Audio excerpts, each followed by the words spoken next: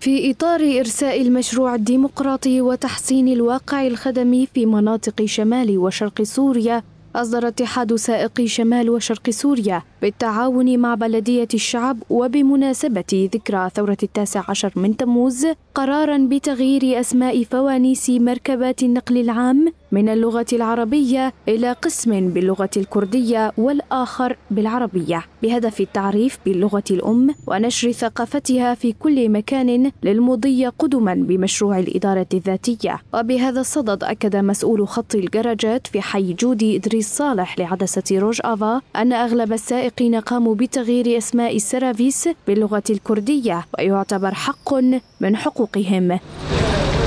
شعب كردي له حق كأي منطقة أخرى، لهم الحق أنه موضوع الفانوس بلغتهم الأم. ومن جهته أوضح الرئيس المشترك لاتحاد سائقي شمال وشرق سوريا قاسم مستو أن الهدف من هذا القرار هو تطبيق لمشروع الإدارة الذاتية في المنطقة.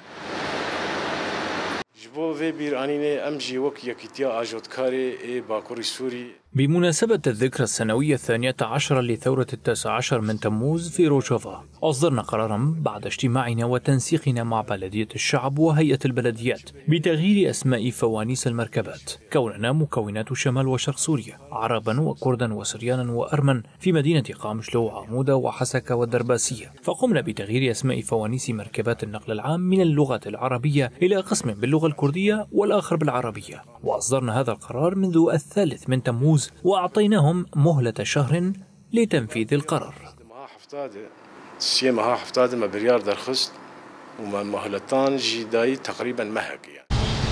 ويأتي هذا القرار من قبل اتحاد سائقي شمال وشرق سوريا بهدف التعريف باللغة الأم ونشر ثقافتها.